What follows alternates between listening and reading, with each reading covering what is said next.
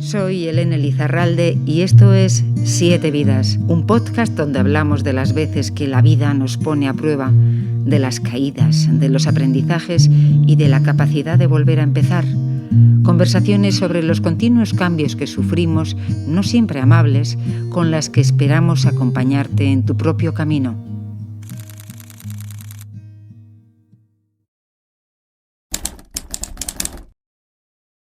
Las conversaciones de Siete Vidas pretenden ser un poco como esas conversaciones que a veces escuchamos en un supermercado, en la sala de espera de un médico, a veces en un patio, y las escuchamos fragmentadas, pero nos gustaría saber cuál es su final e incluso a veces intervenir.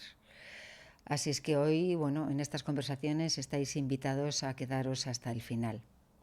Hoy está conmigo una gran amiga mía, María. María de la Calle, o también conocida como Doctora de la Calle. Aquí solemos hablar de los cambios que se producen en nuestras vidas y ella es testigo a diario de uno de los cambios más importantes que solemos sufrir las mujeres, y es ser madres. También, por desgracia, a veces es testigo de cuando esos bebés se pierden en el camino.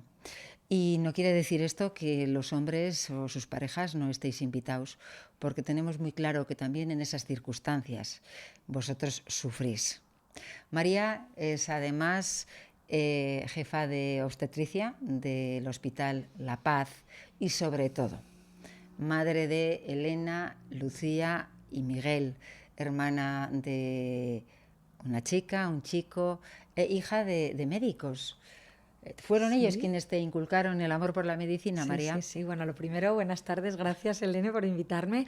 Sí, claro, es que yo viví la medicina desde chiquitita en mi casa, porque mis padres, me tuvieron también muy jóvenes, siendo ellos residentes, así que imagínate, pues yo viví las guardias, viví cómo venían residentes a casa, las conversaciones que había en la cena, cómo nos íbamos de excursión con compañeros de mis padres que eran médicos. Entonces yo todo eso lo he mamado y me atraía muchísimo porque todas las historias que contaban me parecían fascinantes. María, aquí vamos a ir hablando de su personalidad, de su vida privada, y a la vez vamos a tratar de traer aquí temas muy puntuales e importantes de lo que es la obstetricia. Tú eres muy curiosa, María. Muy curiosa y muy cotilla.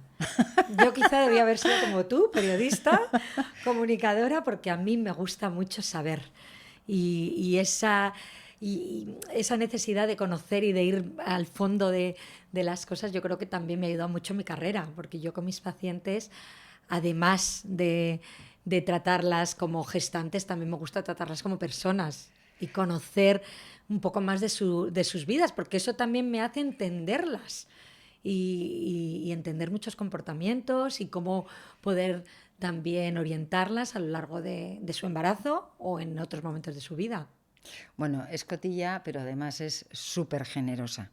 Generosa en todos los aspectos, y tal y como tú además has mencionado, lo eres también con tus pacientes, porque tú les dedicas mucho tiempo.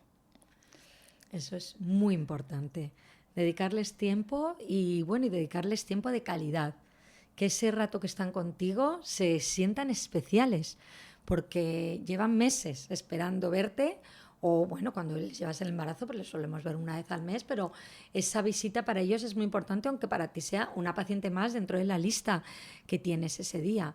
Pero hacerles sentirse el centro de atención en ese momento, que te está interesando lo que te están diciendo, mirarles a los ojos, agarrarles las manos cuando te están hablando, sobre todo si te están contando algo importante, o ya no te digo algo triste. Yo creo que eso es un plus que los médicos deberíamos tener. Preparando esta conversación, que se iba a hacer pública porque solemos tener muchas, María, claro, yo le pedí que me mencionara los cambios que ella destacaría en su vida.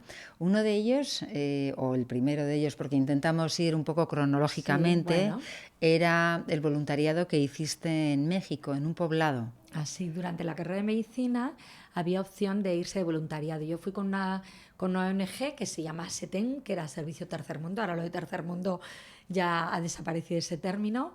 Y entonces el primer año fuimos a un pueblo indígena del estado de Querétaro, y allí teníamos que vivir en casas con una familia. A mí me tocó una familia con 5 hijos, y entonces me acuerdo que dormíamos todos juntos en la misma habitación, los padres en una cama con 2 niños y yo en otra cama, bueno, una cama, un jergón, con 3 niños. Vino un cura a pasar un fin de semana y ahí dormimos también con el cura.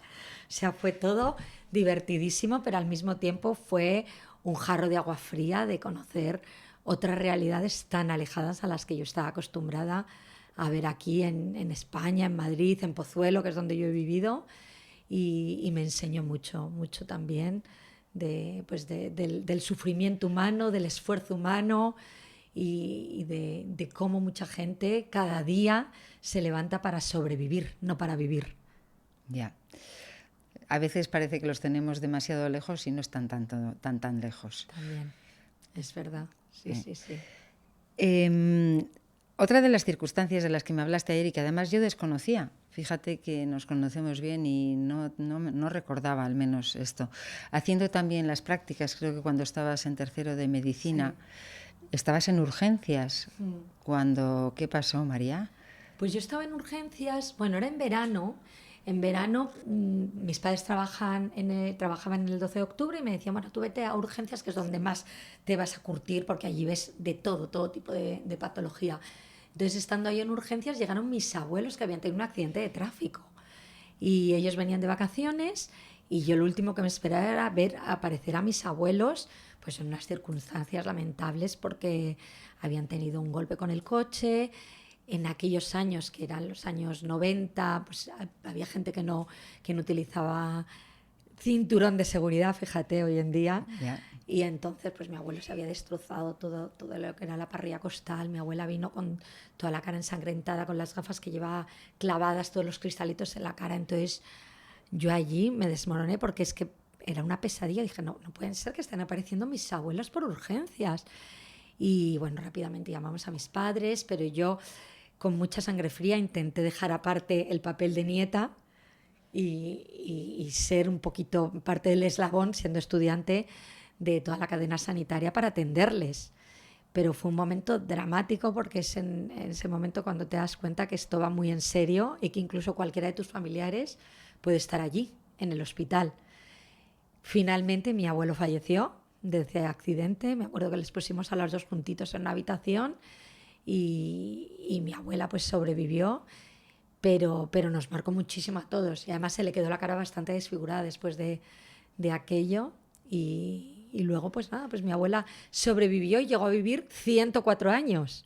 Bueno. O sea, una mujer recia, castellanas, de estas que yo creo que esa sí que tenía 7 vidas y más. Hemos comentado a urgencias y hemos comentado a tus abuelos, que obviamente eran personas de edad. El trato o la reacción de los pacientes en urgencias dista o es muy diferente entre la que tienen los jóvenes, los adultos y los más mayores. ¿Quieres decir por parte del personal sanitario? De cómo ambos, les tratamos? De ambos, claro. Claro, bueno, ten en cuenta que en urgencias son situaciones de emergencia, y entonces son situaciones de vida o muerte muchas veces. Entonces ahí no se distingue tanto la edad, el sexo, sino que lo que ves es la necesidad de atender, o de la prioridad que tienen estos pacientes que llegan. No es lo mismo un politraumatizado que tiene todos los órganos afectos, que a lo mejor alguien que va a urgencias porque se le ha metido una china en el ojo, que también es muy desagradable. Entonces yo creo que no se diferencia tanto. Pero ahora que estoy pensando en esta pregunta, me acuerdo que en la pandemia sí que se priorizaba un poco más a los jóvenes frente a los, digamos, a los de edades más avanzadas, por encima a lo mejor de los 75 años, cuando llegaban con COVID. Eso sí que fue muy llamativo. Luego, un poco más adelante, hablamos del COVID.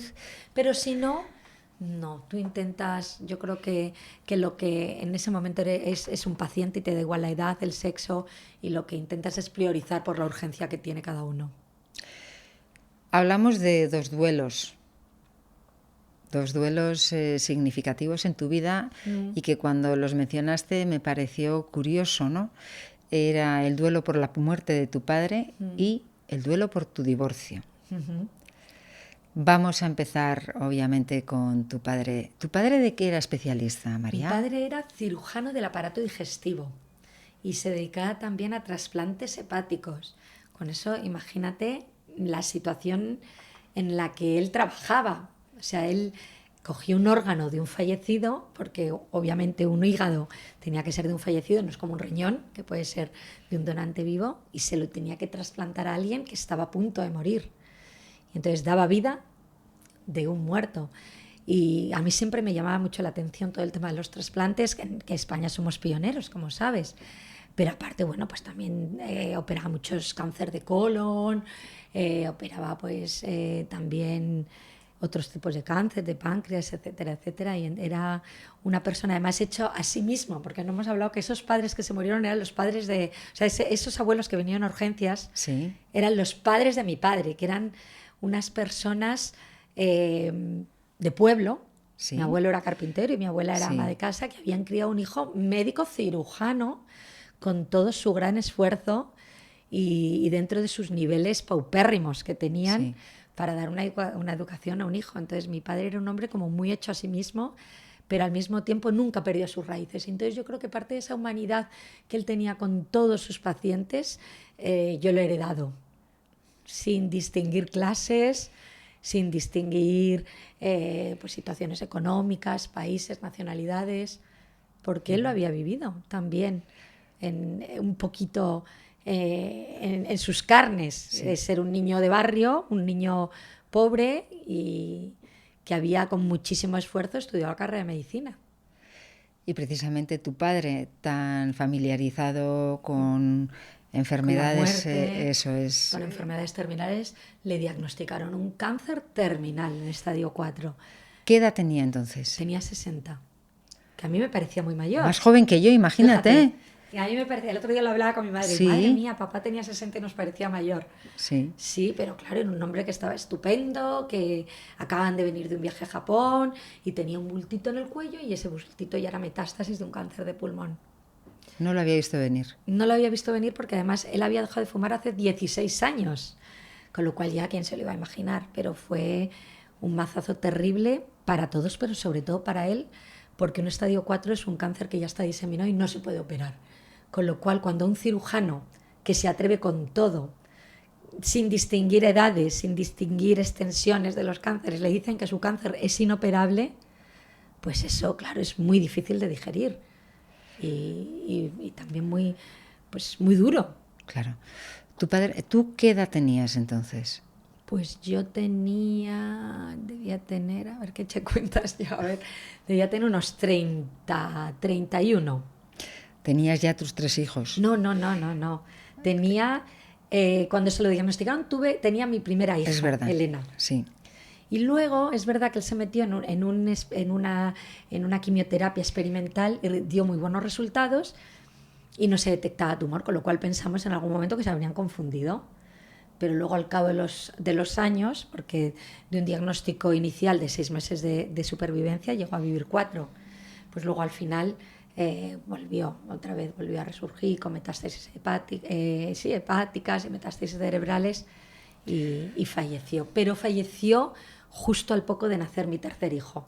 Bueno, estamos yendo demasiado rápido. Demasiado rápido, pero el fallecimiento fue el primer duelo importante en mi vida. Es verdad que había fallecido mi abuelo y fue muy duro ver sufrir a mi padre, porque Claro, eso es lo que yo quería preguntarte. Claro. Quería preguntarte cómo os dan tu padre la noticia de lo que él tiene. Pues la noticia, me acuerdo perfectamente, porque además ese día me iba yo a reunir con mis compañeros de colegio, que hacíamos, pues no sé si 20 años del colegio, y teníamos una fiesta, y él me dijo, no vayas. Y yo, pues fíjate que me emociono, porque yo dije, pero papá, que si la llevamos organizando, ¿cómo? No vayas, María. Entonces ya vino a casa y bueno, pues me lo contó todo y bueno, nos quedamos, pues yo me quedé destrozada, porque para mí eso fue el principio del fin. Porque yo, claro, era muy consciente de que él ya me está diciendo, esto no tiene solución. esto está por todas partes y así nos lo dijo y bueno, me lo dijo a mí y estaba mi madre delante y bueno, incluso él dijo, quiero hacerme fotos en este momento para que este día quede constancia. Y tenemos fotos de ese momento también. Era una persona agradecida por la vida. Muy agradecida, pero lo que pasa que lloraba mucho porque, bueno, pues primero porque no entiendes, porque te está ocurriendo eso a ti, y segundo porque sabe todo lo que se estaba perdiendo, porque en ese momento cuando se lo dijeron, yo tenía mi primera hija que tenía 10 meses y él estaba empezando a vivir la vida de abuelo y todo lo que le esperaba. Y entonces, claro, te pones en la situación de que todo eso te lo vas a perder. Lo sé.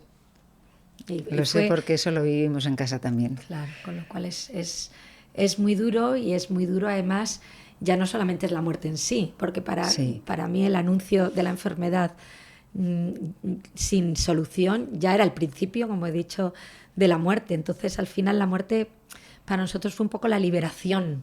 Sí, del dolor. De ese dolor, sufrimiento. de ese sufrimiento y de ese estar con el teléfono al final todo el día pegados pensando que mi madre nos podía llamar en cualquier momento. ¿Cómo les acompañasteis? Fue todo el proceso. ¿Cómo les acompañasteis a tu padre y a tu madre? Pues muy bien por acordarte de las madres, porque las cuidadoras son tremendamente vulnerables y abandonadas. Sí.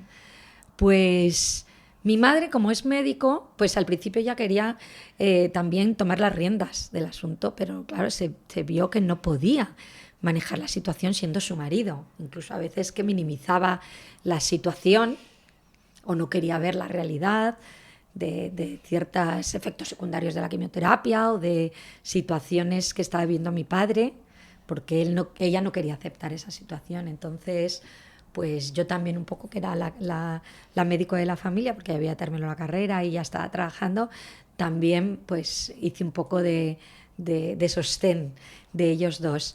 Pero es cierto que yo con mi madre intentaba que cuando no estuviese mi padre se desahogase, porque delante de una persona enferma tú intentas siempre mantener la compostura, la firmeza, transmitir ánimos, aunque por dentro estés destrozada. Y los cuidadores también necesitan mostrar su vulnerabilidad y sentirse arropados y cuidados. Sí, para no, por supuesto. Para no derrumbarse. Por supuesto. Entonces, bueno, yo me acuerdo que en ese momento ya pensamos, bueno, vamos a intentar vivir la vida al máximo. Hacíamos muchísimas celebraciones. Mis padres decidieron recorrerse el mundo en 4 años. De hecho, mi madre siempre dice que fueron los 4 años más felices de su vida, porque sabía que cada día contaba. Sí. Se recorrieron, bueno, fueron al Tíbet, a China, fueron a África, fueron a Guatemala, se subieron las pirámides, hicieron todo tipo de recorridos, hicieron el Camino de Santiago, mi padre con la quimio a cuestas, porque sabían que tenía los días contados y querían aprovechar al máximo hasta que mi padre estuviese enfermo. Entonces también fueron días muy, muy bonitos y además yo, como era tan consciente, quería vivir mucho con ellos a su lado. Sí, sí. Que los hijos también pasamos unos momentos de estar más desapegados de los padres. Sí. Y entonces yo, cámara en mano, me puse a grabar a mi padre. Entonces tenemos 6 DVDs con la vida de mi padre. Entonces yo le sentaba, me acuerdo que iba muchas tardes, y le digo, papá, háblame, pues igual que estás haciendo tú conmigo. Háblame de tu infancia en el pueblo. Háblame de cómo fueron tus años en la universidad. Y todo eso. Qué bonito. Luego eso ha sido un documento tremendo. Pasamos años hasta verlos, porque no podíamos verlos. Sí, nosotros tenemos aquí grabaciones que hemos sido incapaces de ver. Y ahora ya cuando es el cumpleaños de mi madre siempre dice, ya sabéis lo que quiero, ver los vídeos de papá. Y al principio nos costaban, pero ahora nos sentamos y los vemos. ¿Te despediste de él? Sí, nos despedimos varias veces. Hicimos muchas celebraciones, mis padres eran muy cristianos, hicimos celebraciones con 2 amigos curas, mi padre hacía mucha meditación y hicimos una fiesta también de despedida. ¿Cómo de importante es eso para los que nos quedamos? Muy importante y saber despedirte. Sí. Y pues porque al final también tienes que ser agradecido de toda la vida que has vivido y de toda la gente que te está acompañando en esta despedida. Yo creo que ojalá mucha gente lo pudiese hacer, si dentro de los límites. Sí. Entonces, eso fue también muy bonito, muy bonito. Mis padres, además, mi padre era una persona también muy peculiar, le gustaba mucho disfrazarse y en sus dos bodas de plata, Sí. él en vez de ir en traje, hicieron una ceremonia religiosa, apareció disfrazado de payaso. Me Entonces encanta, mi madre me encanta. tiene encima del piano una Sí. foto del día de sus bodas de plata, que Sí. ella iba toda guapa con un vestido blanco, Sí. y mi padre disfrazado de payaso con la peluca, la nariz, tapada, Sí. todo, porque para él la vida era así. Entonces, pues Sí. él quería que también lo tomásemos así. Te hubiese encantado conocerle. Pues seguro que sí, seguro que sí. Sí, que todos decíamos, ¿cómo vienes así a tus bodas de plata? Sí. ¿Quién fue? Escúchame. ¿Quién fue en ese periodo tu sostén? Porque tú has dicho que tú eras un poco el sostén de los dos. Sí, ¿Y el tuyo? Sí. Mi sostén, yo creo que en ese periodo era Luis, mi marido. Sí. Además es que para mí era muy monotema, porque era un tema Claro. que yo tenía tan presente en mi vida que necesitaba hablar de esto con él. Lo que pasa que, bueno, es verdad que la vida continúa y en el hospital lo puedes hablar, con los amigos lo puedes hablar, pero al final tu pareja es la persona que más te conoce y que conoces a tus padres. Es curioso porque precisamente tu marido fue luego el protagonista del siguiente duelo. El siguiente duelo. Llegó Además, el divorcio. Sí, te contaré, déjame que termine con el duelo de mi padre, porque también fue muy curioso, porque cuando falleció mi padre, mi madre desapareció y se encerró 3 meses en un monasterio de clausura. Entonces, porque ella necesitaba también pasar el duelo, no hablar con nadie, entonces a todo esto coincidió que yo acababa de dar a luz, yo estaba de baja maternal. A mí se me retiró la lactancia inmediatamente en cuanto mi padre falleció, pero para mí también fue una paradoja estar viviendo el final de mi padre y el acontecimiento de mi parto, porque yo estaba obsesionada con que mi padre llegase a conocer al niño, a Miguel. Por supuesto. Entonces no sabíamos si iba a llegar, no sabíamos que llegó y le conoció durante 3 meses y yo se lo llevaba todas las tardes, pero es verdad que cuando falleció mi madre, desapareció, en ese momento yo me sentí huérfana total de padre y madre, porque de repente no tenía yo tampoco en quien apoyarme, pero ella estaba tan hundida que necesitaba alejarse de todo, de la sociedad, del mundo, y encontrarse consigo misma y hacer su propio duelo. Eso será tema de conversación en algún otro momento. Fue muy interesante. Ese tipo de duelos y cómo vivirlos. Sí. Y entonces... Y entonces la vida siguió, tuve mis hijos y tuvieron una infancia, yo creo que... A ver, que podríamos decir que obviamente cuando hablamos de estos temas entre las mujeres que hemos tenido hijos y tenemos que elegir momentos que han cambiado en nuestras vidas, obviamente mencionaríamos cada nacimiento de nuestros hijos, porque siempre ha sido un acontecimiento. Efectivamente. Lo que pasa es que como afortunadamente en nuestro caso siguen con nosotros... Eso es un acontecimiento que perdura. Eso es, sí.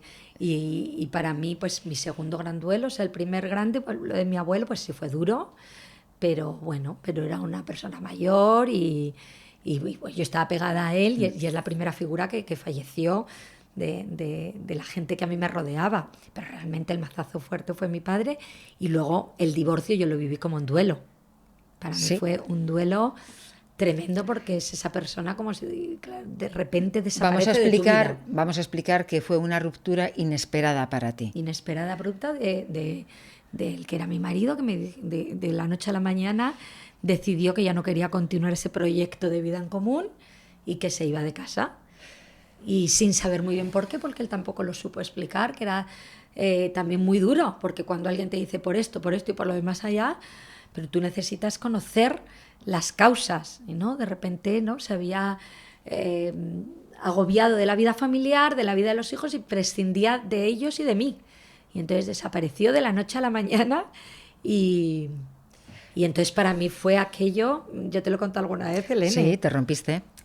Claro, para mí yo lo cuento como mi tsunami particular. Sí. Yo estaba en mi resort de Tailandia, como el tsunami, sin verlo venir, y de repente viene una ola que te arrastra de alguien que te dice ya no me interesa esta vida, ya no quiero vivir aquí, me quiero ir de casa y aquí te quedas tú con todo, con los muebles, con tus hijos, como si fuesen parte también de la ornamentación, y con tu vida allá te las apañes tú.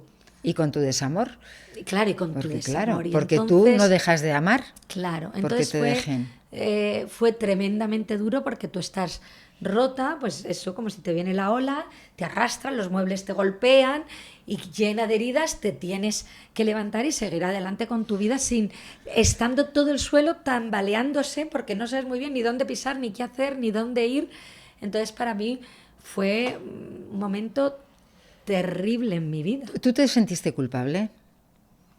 Siempre te lo preguntas, ¿qué he hecho yo? ¿Qué he hecho yo para que esto no funcionase? Porque yo creo que la teoría me la sabía. Ya. Yo, cuando lo analizas, dices, bueno, pues sí, somos una pareja que incluso todo el mundo a nuestro alrededor se sorprendió muchísimo. Porque, ¿sabe? Teníamos, pues eso, nuestros viajes en común, nuestros viajes solos, salíamos casi todos los viernes él y yo solos, porque buscábamos mucho nuestros espacios de pareja. Sí. También viajábamos muchísimo con los niños, nunca discutíamos. Incluso mi madre, cuando mi padre falleció, se venía parte del verano con nosotros y siempre pues decía, qué maravilla, qué bien os lleváis, qué pareja más bien avenida. Bueno, no solamente lo decía mi madre, pero incluso la señora que vivía con nosotros se quedó Sí. sorprendida. Una persona que vive 24 horas al día no entendía tampoco nada porque aquello fue todo muy, muy inesperado. Entonces, todas esas preguntas sin respuesta, porque además cuando yo le preguntaba y no había respuesta, pues todavía te descolocan mucho más. María, pero Entonces fíjate... es aprender, esto es Sí. como el bolero, Sí. que yo decía, tú me acostumbraste a todas estas cosas, que luego continué diciendo, ¿por qué no me acostumbraste a cómo se vivir sin ti? Porque tú estás acostumbrado a una vida con una persona. Sí, eso es igual que Y cuando te quedas viudo. Claro, por eso yo lo considero un duelo. Claro. Y de repente volver a acostumbrarte a vivir sin esa persona, que yo luego ya lo analicé también mucho. Sí, ahora hablamos un poco de eso. Y eso también es muy importante porque para una persona que decide romper físicamente con lo que Sí. tiene, anteriormente ha tenido que hacer esa ruptura emocional. Lo que pasa que eso como no se verbaliza ni se demuestra, bueno, luego analizándolo sí que podía haber Sí. pequeñas muestras Sí, de que eso sí, podía sí. estar fallando. Pero es verdad que a ti cuando una persona te dice que ya no quiere convivir contigo, tú empiezas no solamente la ruptura física, sino que tú inicias esta ruptura emocional y sentimental que él ya ha hecho previamente. Sí. O sea, para esa persona que se va, irse es ya el último paso que le quedaba del proceso Él interior estaba al final de del la proceso separación, y tú mientras que para estabas la en persona, shock al claro, inicio. pues tienes que empezar y la ruptura física pues para ti es lo primero y te queda todo el proceso de ruptura emocional de una persona de la que sigues enamorada. Pero María, tú, fíjate, en ese momento fuiste muy humilde porque buscaste ayuda. Ah, claro, sí, ¿Qué sí, te sí. hizo buscar ayuda? Querer estar mejor, de querer sentirme bien, porque yo me encontraba muy mal. Y de hecho mucha gente me preguntaba, ¿por qué buscas ayuda? Si tú estás todo el día dando ánimos a tus pacientes, si tú eres una persona fuerte y yo además las abrazo, porque yo, luego lo hablaremos, pero yo veo muchas tragedias, pero cuando tú estás rota tú necesitas que alguien a ti te ayude a recomponerte y también te ayude a entender la situación que has vivido y sobre todo cuando tienes 3 hijos que no te puedes hundir, que tienes que seguir por ellos y Sí. hacerles ver que la vida va a seguir adelante aunque su padre ya no viva con nosotros. Porque para mí, pues tal y cual te lo estoy comentando, es como Sí, si sí. esa persona se hubiese muerto en ese momento y se desentiende de lo que es la vida familiar y la Sí. vida de unos niños que tampoco entienden muy bien. Fíjate lo trágico que fue que ni se lo pudimos contar los dos a la vez, que Ya. nos íbamos a separar. Tuve que ser yo la que le tuve que contar toda la situación a 3 niños pequeños llorando. Entonces para mí todo eso fue durísimo y es lo que más me ha costado perdonar. Eso te iba a preguntar ahora. Es lo que más me ha costado perdonar, el sufrimiento que se causa a unos niños. Porque bueno, tu sufrimiento por supuesto te cuesta, pero ver llorar a tus hijos, eso es tremendo. No, eso es lo peor. Y que me llamen de clase porque los niños están llorando. Que los niños te vean a ti llorar. ¿Qué consejo Porque les eso darías? es muy duro. María, ¿qué consejo darías a alguna persona que se pueda encontrar en esa situación? Yo creo que primero que busque ayuda. a mí me parece fundamental. Sí. O sea, yo como médico me parece que igual que un dermatólogo te trata una enfermedad de la piel, cuando tienes una enfermedad, bueno, por supuesto mental, pero cuando tienes pues una enfermedad de tal daño emocional y de daño, pues sí, también emocional y a nivel de todo lo que es tu estado de ánimo, necesitas ayuda de un profesional, porque las amigas te ayudan, pero siempre te arrastran al terreno que tú quieres oír. Y siempre Con te la van mejor voluntad, pero... Claro, pero tú te pueden decir, hombre, pues, Sí. Claro, y cuando hay alguna amiga que te cuenta cosas que tú no quieres oír, la apartas. Sí. Porque ellas siempre se van a poner de tu parte y te van a criticar la actuación de la otra persona.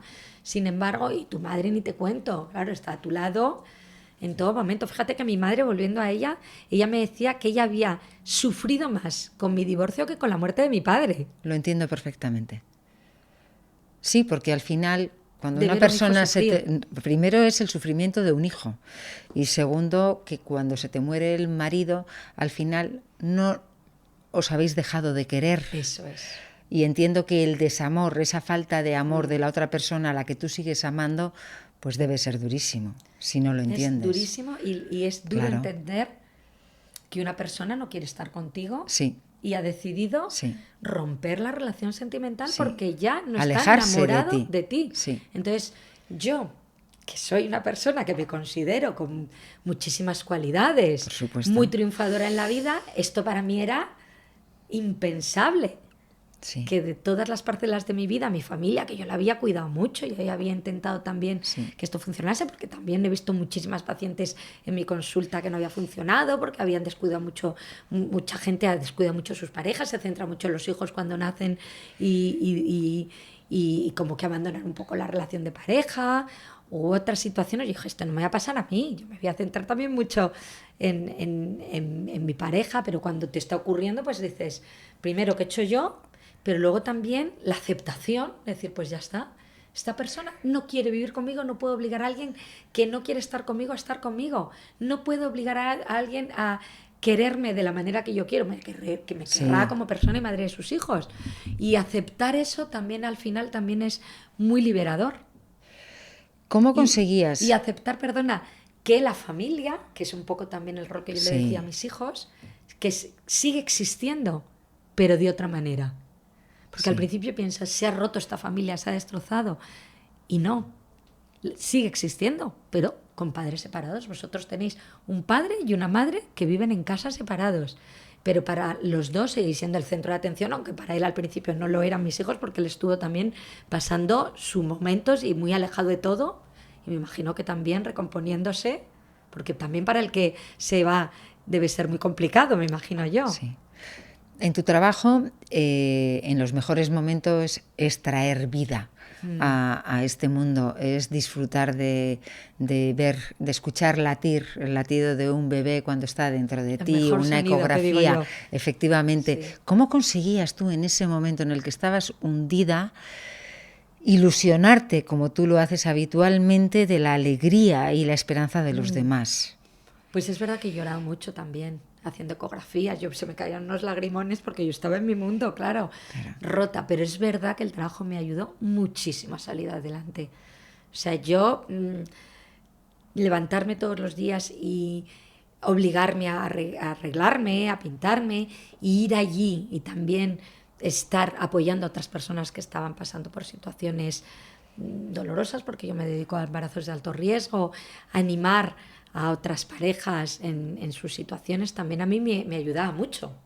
Me ayudaba mucho porque sacaba lo mejor de mí otra vez y y te ayuda mucho a relativizar y a no meterte en tu mundo interior y darle vueltas y vueltas a la situación tan trágica que estás viviendo, que de puertas afuera pues a lo mejor no era tan trágica. Y también te lo he comentado alguna vez, yo muchas veces decía, bueno, este problema es mío personal y voy a ir al hospital ya llorada. Sí. Voy a intentar llorar en casa, pero luego en el hospital voy a dar lo mejor de mí, y eso también fue muy buena terapia a mis propias pacientes y y bueno, pues y también parte de mis compañeros. Tú tuviste 3 embarazos. ¿Qué tal fueron tus embarazos? Pues la verdad que fueron maravillosos. Yo me embaracé con 31, 33 y 35 años, o sea, yo creo que joven. Me embaracé cuando quise también y llevé 3 buenos embarazos, pero es verdad que con cada embarazo iba siendo más consciente. Y también con mi vida profesional, de todos los problemas Sí. que podían surgir. Entonces, así como con mi primera hija estuve trabajando hasta el día del parto Sí. y no quería renunciar a trabajar, con mi segunda me cogí la baja un poquito antes y con el tercero también un poco antes. Dejé de hacer guardias y dejé de trabajar un poquito antes. Entonces todavía no se hablaba de este término que se usa ahora sobre la conciencia de estar embarazada, de tener un bebé dentro, que es El mind fetalness, que es fetalness. muy bonito, que es la conexión con tu bebé. Y es ser consciente de que estás embarazada, que tienes un hijo dentro, no seguir con tu vida como si ese hijo pasase por allí, como si pasase un autobús. Y después de 9 meses ya le he dado a luz. No me he enterado. No, no, no. O sea, tú estás generando vida, estás creando un bebé dentro de ti, o 2 bebés, estás de gemelos. Párate, sé consciente, conecta con tu bebé, háblale, intenta identificar sus ritmos de movimiento, de sueño, y eso también te ayudará a aumentar el vínculo con tu bebé. Lo que no puedes pretender es seguir tu vida como si no estuvieses embarazada. A mí a veces me sorprende muchísimo el ritmo de vida que llevan ahora las mujeres y que probablemente yo también, bueno, probablemente no, seguro. Yo llevaba en mis embarazos que es como, no pasa nada, yo sigo con mi vida, Sí. da igual que aquí haya un Hay bebé personas, dentro. hay personas que estando embarazadas sí quieren tener un hijo, pero no quieren todavía que su vida cambie. Eso, no quieren renunciar a nada. Y eso es también a veces un poco complejo para hacérselo entender, porque hay determinados trabajos que sí que requieren parar, pero también el bebé requiere que la madre tenga sus momentos de calma, tenga sus momentos de reposo, tenga sus momentos de salir a que le dé el aire, de absorber vitamina D a través de los rayos solares, tenga sus momentos de conexión consigo misma, con lo que está viviendo su cuerpo. Y entonces yo creo que el bebé también se lo merece. Y ahora hay también un término muy bonito que se llama la programación fetal, la fetal programming, que es lo que ocurre dentro, en el ¿Sí? feto, luego muchas veces se demuestra fuera o se plasma fuera del útero. Es decir, hijos de madres fumadoras sabemos que son niños que tienen muchos más problemas fuera del útero. Hijos de madres diabéticas tienen muchos más problemas de ser diabéticos, de niños obesos. Hijos de cuando madres están muy, muy alteradas, con mucho estrés, pues son niños que crecen menos, porque la madre segrega mucho cortisol y, muchas catecolaminas, y eso hace que los bebés crezcan menos. Y todo eso pues genera niños de bajo peso, la alimentación de la madre. Y todo eso es la programación fetal, que es lo que ocurre dentro del útero, se plasma muchas veces fuera también del útero materno. Hijos deseados frente a hijos que no son deseados. Qué Todo importante es eso eso. también es, cada vez hay muchas más teorías y es muy, muy importante. Entonces, el embarazo son 9 meses en tu vida, pero donde tienes que ser consciente de que estás creando un hijo dentro que es para toda la vida. Igual que le cuidas fuera, cuídale dentro. Tú no padeciste la depresión preparto. No, que ese es un término que también ahora hay muchas mujeres que sufren antes de tener a sus hijos. ¿Qué es lo que lo genera? Muchas veces malas noticias durante el embarazo. O sea, decir, por ejemplo, que el bebé viene con una anomalía, con una cardiopatía. Yo hoy, por ejemplo, esta mañana he visto 2 mamás con bebés con síndrome de Down, relativamente jóvenes. Entonces, ellas ya lo sabían, no se lo he anunciado yo hoy, pero al momento de anunciarlo pues son situaciones tremendas, son niños con malformaciones, momentos que tienes que decidir si seguir adelante o no con el embarazo, si durante el embarazo pues has tenido alguna enfermedad importante como un cáncer, como alguna enfermedad autoinmune, una miastenia gravis. Tuve yo una embarazada que se lo diagnosticamos en el embarazo porque tuvo un brote y se tuvo que quedar en silla de ruedas. Entonces todo eso pues conlleva al final también a depresiones preparto, divorcios en el embarazo, que también los he vivido yo. Yo me acuerdo que cuando yo estaba divorciada, una de mis pacientes se divorció y yo pensé, madre mía, si me llega a pasar a mí esto, Sí. embarazada de gemelos y lo mismo, y el marido se largó. Entonces, todas esas situaciones te llevan a tener una depresión preparto. Luego hay situaciones de gente que ya tiene una enfermedad mental de base que en el embarazo se reagudizan. Eso es la depresión preparto antes de que nazcan, pero decimos depresión, no es que estés un poco triste, es que realmente necesitas medicación porque estás pasando por una situación de muchísima alteración de tu salud mental. Y también existe la depresión posparto. También.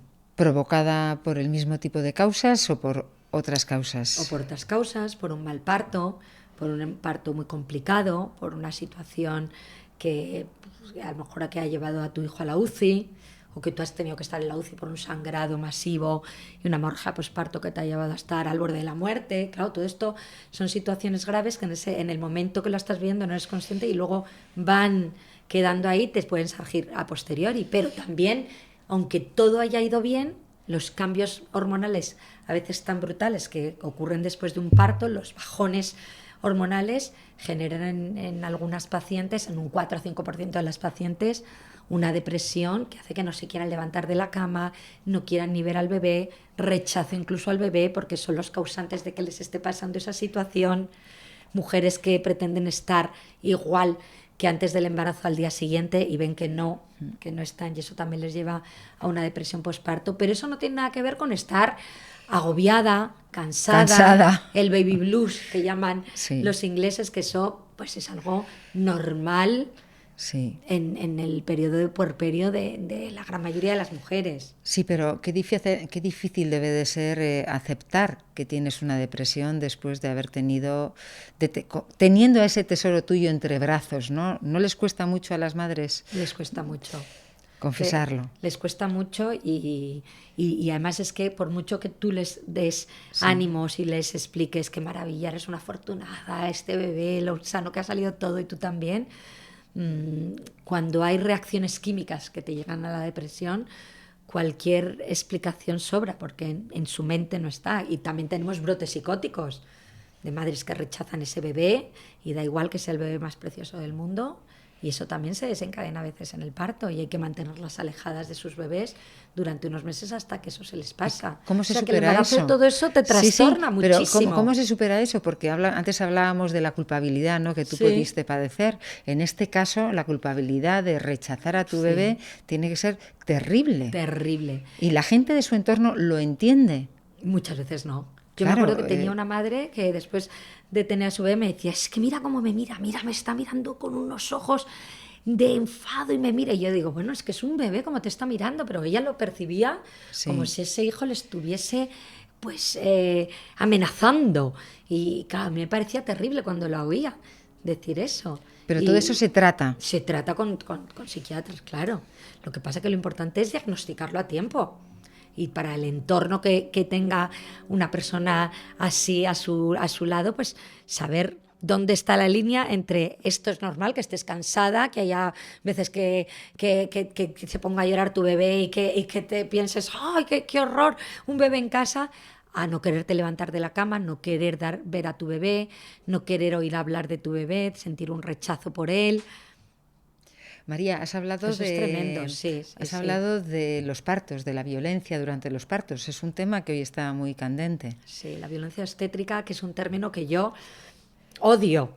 Sí. No me gusta nada porque violencia es todo lo que sea agresión, falta de respeto, todo lo que sea, pues,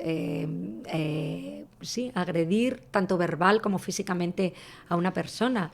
Y cuando hablan de violencia obstétrica realmente se están refiriendo a no ver cumplidas unas expectativas que esas mujeres tenían en su momento del parto o querer un trato más humanizado. Realmente, la gran mayoría de las veces, cuando una mujer dice que sufrió violencia obstétrica, que es un término que estamos luchando mucho por erradicar, pero que también nos está salpicando mucho, porque nosotros lo que más deseamos es que esta mujer tenga un bebé sano y que ella tenga una buena experiencia del parto. Es verdad que antiguamente pues, se medicalizaba mucho y quizá pues, no había tanta empatía entre los obstetras y las parturientas, porque todo esto es el momento del parto, la violencia obstétrica. Ellas lo que reclaman es pues poder tener control sobre su parto, dominio de su parto, que se las trate, pues que se las trate bien, fíjate que te voy a contar. Hombre, es lo obvio, ¿no? Sería pero muchas veces, pues es verdad pues que hay que tener todavía mucho más tacto, son momentos importantes para la vida de esta mujer, deciden estar en un hospital y es verdad que el embarazo es un estado fisiológico y el parto también. Y pero cuando estás en un complicar. hospital, tú tienes unas reglas y unas normas que son las que tú también tienes que respetar, porque efectivamente un parto se sabe cómo empieza, pero no cómo acaba.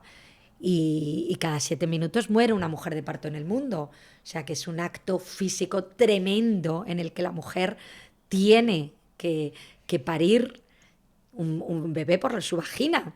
Y todo eso no solamente son los cambios hormonales de los que hablamos, son cambios químicos, son riesgos de sangrado, riesgo que se quede la placenta adherida al fondo y haya que sacarla mediante un legrado, riesgo de que el útero no se contraiga bien, riesgo de que el niño empiece a sufrir y le falte oxígeno y haya que hacer una cesárea urgente, de que se colapse el cordón, de que se desprenda la placenta. Hay una lista innumerables que yo como esteta la tengo muy, muy presente cada vez que voy a hacer un parto. Afortunadamente ocurre en un 10% de los casos. Pero eso, claro, las pacientes cuando van no son conscientes, cuando van a un hospital no son conscientes de todo eso que puede ocurrir. Y los partos se sabe cómo empiezan, pero no cómo acaban.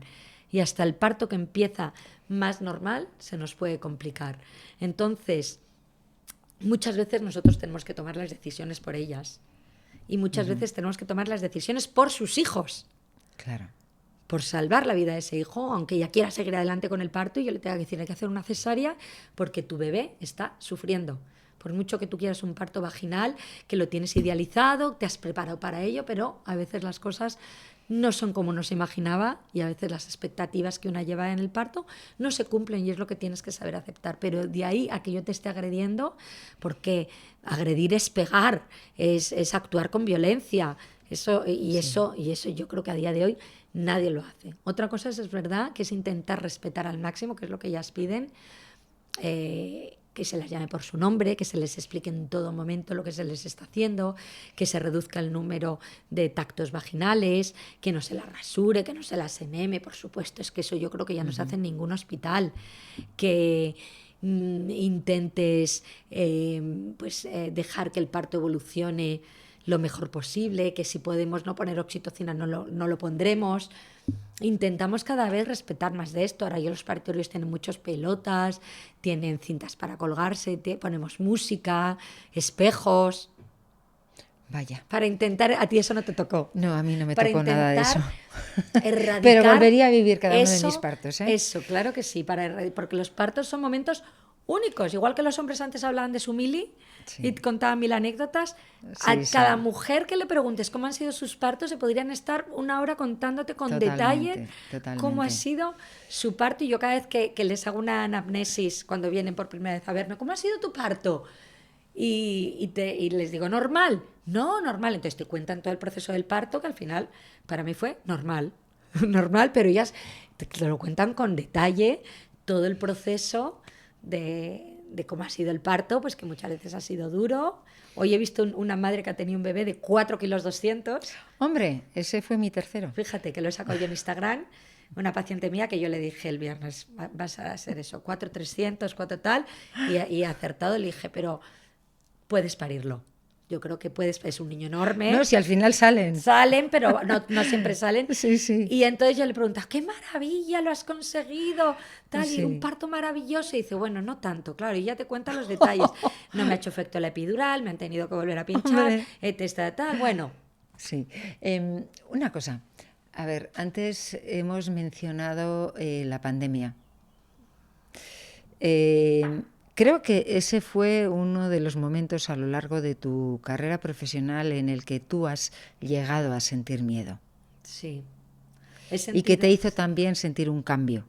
También, porque de repente te das cuenta lo vulnerables que somos y cómo un virus, que es una partícula microscópica, puede arrasar con la humanidad y con tantísima gente que aparentemente está sana. Entonces, ¿Dónde estabas tú? Eso claro, es. ¿Dónde? Claro, es que explícalo, ponnos en contexto, María. Pues fíjate, yo, estaba empezando a llevar el coronavirus a España, los primeros casos que tuvimos, y bueno, considerábamos que aquello pues podía ser pues una infección, como muchas. Habíamos tenido también el VIH, el Zika, virus emergentes que surgen y sobre todo cuando vienen de otros países piensas que nunca te va a llegar aquí.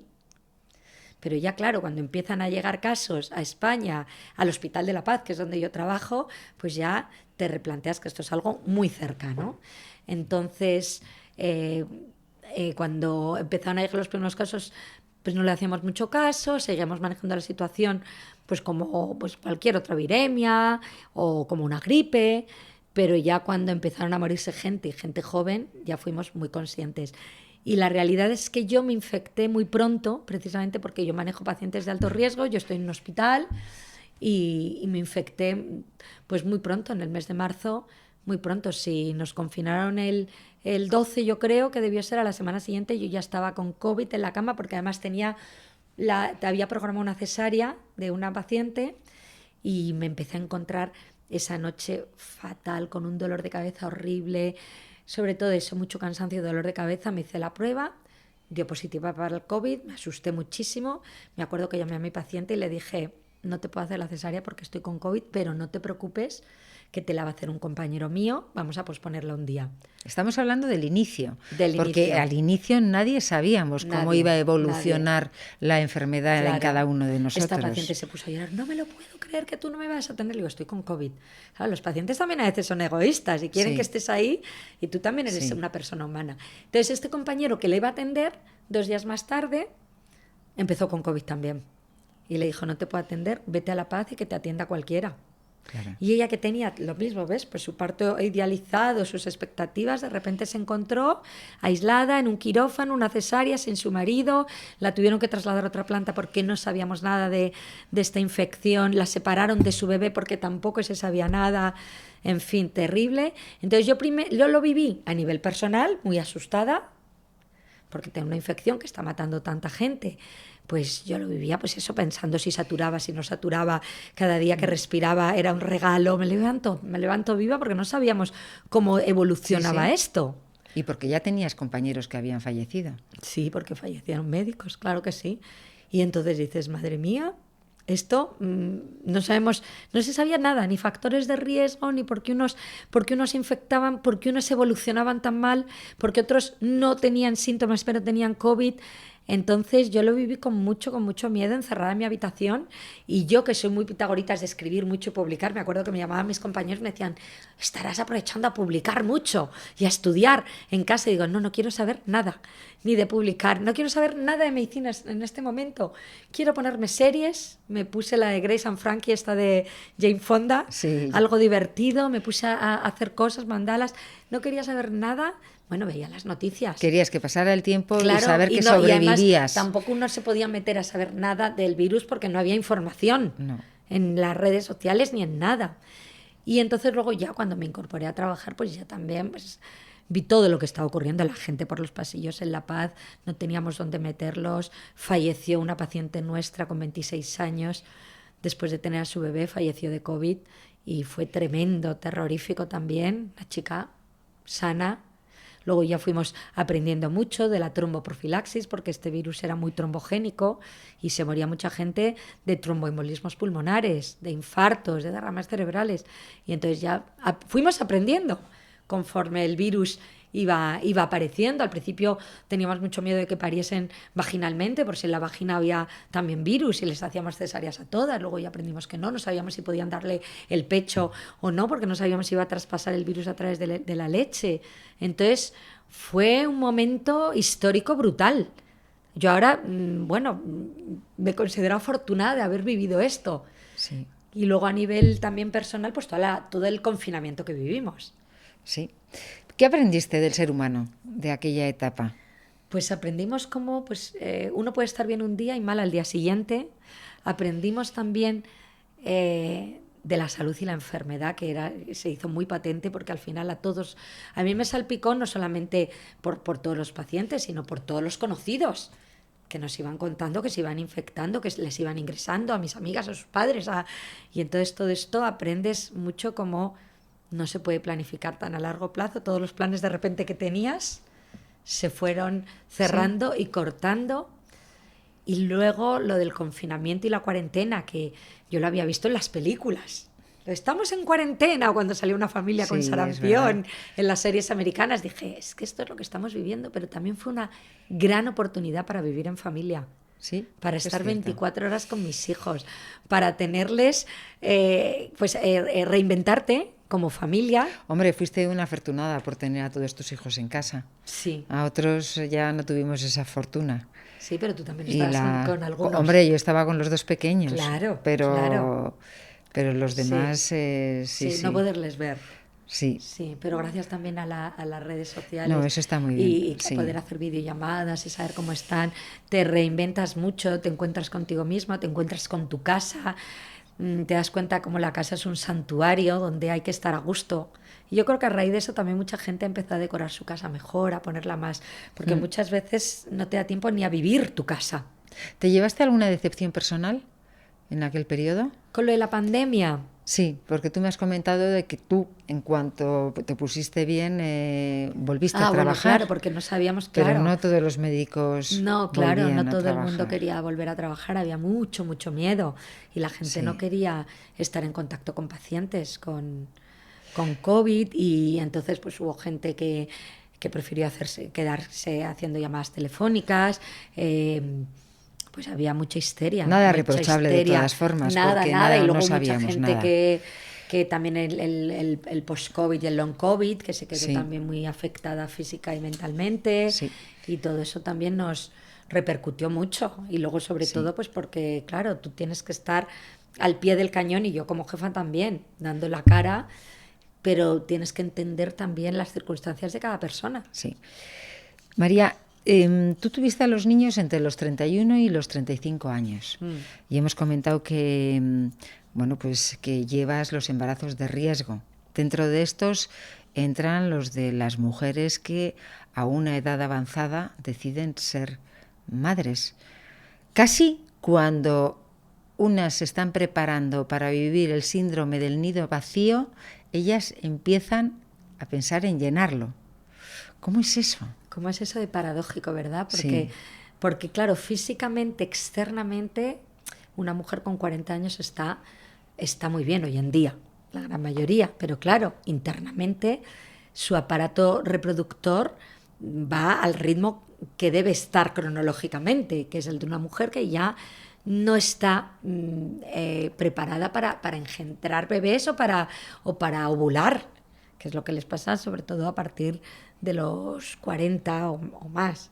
Y entonces, pues eso es también dar como un giro más de tuerca a lo que es nuestra sociedad y cómo es el perfil de la embarazada hoy en día, que ahora ya son mujeres que antiguamente efectivamente ya estaban preparándose para cuidar nietos o para empezar otra etapa de su vida ya sin hijos y ahora están empezando a tener hijos. Entonces a nivel sociológico es muy interesante ver el cambio tan brutal que ha dado pues nuestra sociedad de mujeres que se están planteando a partir de los 40 tener su primer hijo. En España un 16% de las embarazadas tienen más de 40 años. tú sueles recomendar que cuando una persona no piensa tener a corto plazo un bebé cercano a los 30 años, congele sus óvulos. Claro, el tema es que a partir de los 35 años la reserva ovárica cae muchísimo, pero a los 35 años muchas de estas chicas es que están todavía viendo dónde ubicarse a nivel profesional, a nivel personal, a nivel de país, o un poco centrando su vida. Entonces, no se plantean tener hijos, porque además es que una chica con 35 años pues todavía se ve muy joven.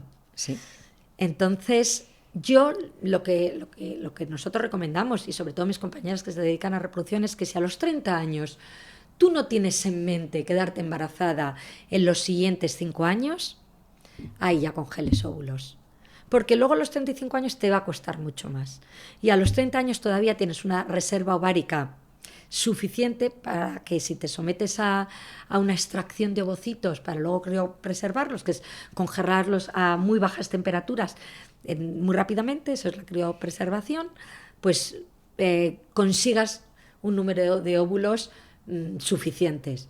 A los 35 años, fíjate, si con 35 años, a partir de 35 años, llevas más de 6 meses sin embarazarte, ya aconsejan que vayas a una clínica de reproducción. Para que veas Sí. lo improbable que es o lo que cuesta quedarse a partir de los 35 años. Entonces el problema es eso, que por eso, como se pospone la maternidad, pues cada vez hay más embarazos de técnicas de reproducción asistida. Pero todavía hay reparos para aceptar donaciones de óvulos. Todavía. Eso sobre todo es a partir de los 40 años. De entre los 35 a los 40, estas chicas que empiezan ya con su baja reserva ovárica pueden conseguir embarazarse con ovocitos propios. Sí. O alguna de 38 que diga, bueno, ahora es mi momento, como yo los congelé a los 30, pues tiro de esos. Pero es verdad que a partir de los 40 ya se dificulta mucho más. Y entonces ya es cuando se propone la ovodonación, y ya no es que baje la reserva ovárica, que baja muchísimo, sino que aumenta también los riesgos de aborto y de alteraciones genéticas, sobre todo el síndrome de Down. Entonces una mujer con 41 años se puede embarazar, sí, pero el riesgo de que aborte es muy alto, porque esa calidad de esos óvulos, de ese embrión, es muy mala, y el riesgo de síndrome de Down también es muy alto, uno de cada 50 con esa edad puede tener un Down. Entonces por eso, si tú lo que quieres es embarazarte, no abortar y encima tener un hijo sano, pues ahora se está aconsejando mucho recurrir a la donación de óvulos de una chica joven. Y eso, si quieres profundizar un poquito más, por supuesto. porque eso antes generaba un dilema brutal en las mujeres, porque es una célula que no es tuya, genéticamente no es tuyo, y es un bebé que va a tener unos genes que no son tuyos, pero es lo único que no es tuyo. Tu sangre es la tuya, el oxígeno, los nutrientes, tus anticuerpos, toda la epigenética es tuya, que es lo que envuelve a los genes. Lo que hace que unos genes se activen y no va a depender de lo que tú le pases a tu bebé. O sea, una cosa son los genes, que eso sí, va a haber de tu pareja, de tu marido y de una donante, pero todo lo que envuelve a esos genes que determinan el carácter, la personalidad, las aptitudes de una persona, las cualidades, los skills que llaman los ingleses, mucho de eso depende de la madre que lo está engendrando, porque no hay más madre que tú alimentas, nutres, gestas a ese bebé durante 9 meses, le pares, le amamantas y bueno, ya le crías durante toda tu vida. Entonces, más hijo tuyo. Pero incluso sin parirlos, un niño adoptado es tu hijo para toda la vida. Claro, sí, pero eso es como, eso es un escalón más. Pero esto, que cada vez está más a la orden del día. Yo llevo una consulta los viernes de mayores de 45 años, que el 98%, porque hicimos un estudio, vienen de ovodonación. Es muy tabú. O sea, eso ya, así como la fecundación in vitro está ya más estandarizada, de la gente le cuesta menos hablar, lo de que venga de otra donante, eso no lo suele decir la gente. Y a mí muchas veces me dicen, no lo pongas en la historia. ¿Y para qué quiénes están más preparadas para el cambio de ser madres? ¿Las mujeres menores de 40 o las de mayores de 40? Ah, es que eso es otra historia. Claro. Porque es que tú pares al niño, pero luego tienes toda la vida por delante. Claro.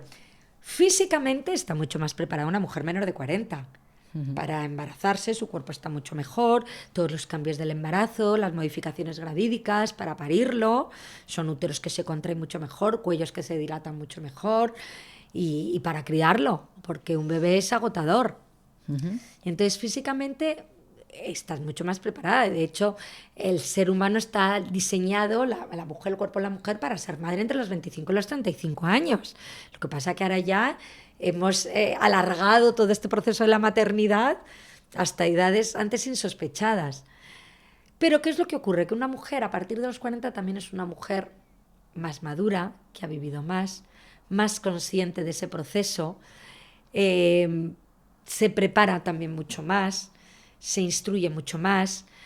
Fíjate, los hijos de madres mayores de 40 años tienen niveles intelectuales y de altas capacidades mayores que niños de menores de 40. ¿Por qué? Porque son niños mucho más estimulados. Claro, para los padres en edades avanzadas, sobre todo si han sido los primeros, ya no te cuento si es el sexto hijo de una mujer de 40 y tantos años, pues son padres que están muy entregados a la causa. y entonces son madres que se cuidan extremadamente en la alimentación, en el ejercicio durante el embarazo. Si hay que ponerles música, se les pone música, si hay que hacer este ejercicio, si hay que comer esto. Y luego cuando nacen son niños que les preparan, que les meten 40 idiomas a la vez, que les estimulan muchísimo desde que nacen, que están también muy volcados en esos hijos. O sea, que también, porque son mucho más conscientes de lo que es tener un hijo, porque lo han sufrido y les ha costado mucho, ya no solamente económicamente, emocionalmente. Sin embargo, una chavala que se embaraza a los 27, pues quizá no es tan consciente de lo que eso supone, sí. Y a una mujer con 40 años también le pilla en un momento de su vida, no te diré más calmado, pero donde ya no tiene tanto que demostrar profesionalmente, porque ya alcanza una cota donde ya está muy cómoda. Sin embargo, una chica de 30 tiene que luchar contra su vida profesional, querer seguir progresando y prosperando, y la crianza de un bebé. Cuando hablamos de los embarazos de riesgo, no están solo las mujeres ya de una edad madura, estamos también hablando de mujeres con unas enfermedades de base a veces importantes, cardiopatías. A mí me impresiona pensar que hoy en día seáis capaces de llevar a término embarazos de mujeres trasplantadas de corazón. Sí. Realmente esas mujeres te diría 10, 20 años no se hubiesen embarazado, se les hubiese contraindicado el embarazo. Ahora lo que ocurre es que como están tan bien controladas de su enfermedad, pues les permitimos quedarse embarazadas, y además son controles, como te puedes imaginar, multidisciplinares. Las llevo yo, por ejemplo, estas mujeres con un trasplante cardíaco junto con el cardiólogo. Antes de embarazarse han tenido que pasar una consulta pregestacional donde se les haya permitido embarazarse, porque está bien controlada su enfermedad. Una mujer con epilepsia tiene que tener bien controlada su epilepsia para evitar brotes. Una mujer con una esclerosis múltiple tiene que tener controlada su enfermedad, con una enfermedad de Crohn, con una artritis reumatoide. Todas estas enfermedades antes se les contraindicaba el embarazo por el riesgo que tenían de que hiciesen brotes durante el embarazo, porque no se conocían tampoco muy bien los efectos de los fármacos. Ahora cada vez tenemos más fármacos que sabemos que son seguros en el embarazo. Los fármacos biológicos son fármacos que se utilizan muchísimo en todas las enfermedades autoinmunes, y gracias a eso vive mucha gente, ya no solamente que vive con buena calidad de vida. Todas las enfermedades autoinmunes, casi todas están ya controladas con biológicos, y esos biológicos pues hay muchos que damos en las embarazadas. Antes era impensable una mujer con un asma de estos severísimos, o con un lupus, con una nefropatía lúpica. Es decir, que ahora como digo yo, cada embarazo es un reto. Mujeres que han pasado cánceres, mujeres pues diabéticas, con insulina, hipertensas crónicas. He llevado yo pacientes en hemodiálisis también, pacientes que han vivido enfermedades muy severas, pero que como están bien controladas, pues pueden llegar a cumplir sus deseos de ser madres. Ya, o no. Ese es el problema. Ahí llegamos al quid de la... Claro, ¿qué pasa, no? Cuando estas mujeres, bien porque tengan una enfermedad de base, bien porque tardíamente hayan conseguido por fin no ser madres, y ese embarazo no llega a término. María, ¿cuál es ese momento en el que llegan ahí a tu consulta? Hay dos situaciones. Una en la que no se queda embarazada, que eso también es terrible, y yo no he visto más llorar a las mujeres como cuando no se embarazan, porque es como ir en contra natura, que siendo mujer no puedas engendrar y no te puedas quedar embarazada por muchos avances que haya, porque muchas de estas mujeres que van a técnicas de reproducción creen que aquello es llegar, te implantan un embrión y sale adelante, y no, y hay muchos fallos de implantación, y hay muchas veces que no sale adelante, y entonces sufren muchísimo, lloran muchísimo. Cada mes que les baja la regla es una desgracia, llegan a romperse muchas parejas, porque su obsesión por ellos en ese momento es embarazo, embarazo, embarazo.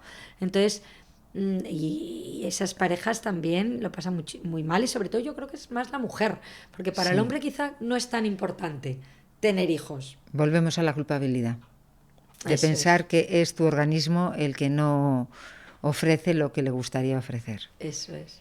Eso es. Entonces esas mujeres también lo pasan muy mal hasta que ya llega un momento que tienen que aceptar que no van a ser madres. Y cuando lo aceptan, ¿Tú se lo liberan. dices? ¿Les dices así?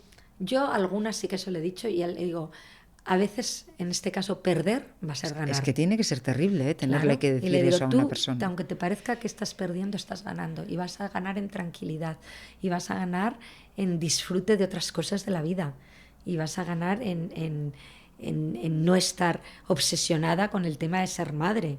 Se puede ser feliz sin ser madre. Sí, pero a mí me dices eso en ese momento Claro. y yo te digo que, Claro, vamos, pero yo eso se lo digo a que pacientes me da igual ya lo que han me digas. intentado de muchísimas maneras, Claro. que han ido porque si no al final, pues como hablabas tú antes, está la opción de la adopción. Sí, Y ahora también se puede adoptar embriones, ¿sabes? sí, O sea, tú puedes no solamente tú adoptas, hay bancos de embriones y tú adoptas un embrión, que te lo trasplantan, que eso es como lo inicial antes que adoptar un niño. sí. Entonces esa es otra opción que hay.